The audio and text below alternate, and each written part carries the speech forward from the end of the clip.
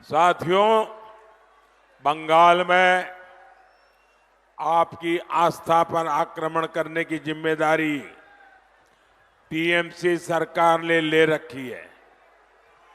TMC के नेता कहते हैं कि राम मंदिर तो अपवित्र है।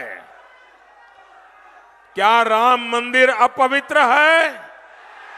क्या राम मंदिर अपवित्र है? क्या टीएमसी के इरादे अपवित्र है कि नहीं है?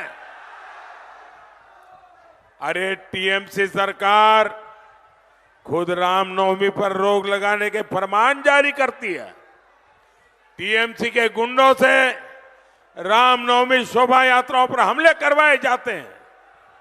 अब तो यहां की मुख्यमंत्री खुद हिंदू संतों को धमकी दे रही है।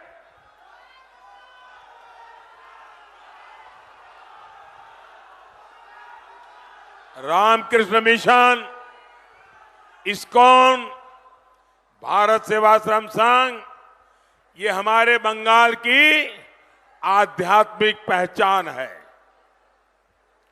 यहां की सीएम मंच पर से इन महान संस्थाओं को धमका रही है और इस धमकी ने टीएमसी के गुंडों का हौसला भी बढ़ा दिया है।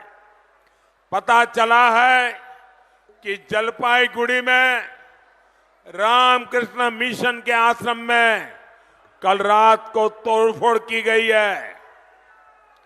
आश्रम में काम करने वाले कर्मचारियों के साथ मारपीट की गई है, उनको धमकी दी गई है।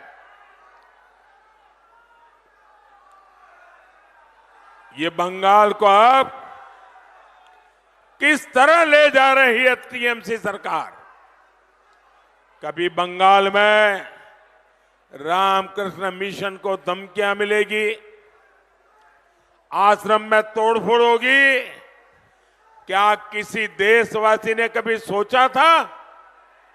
लेकिन अपने वोट बैंक को खुश करने के लिए टीएमसी सरकार हद पार कर रही है।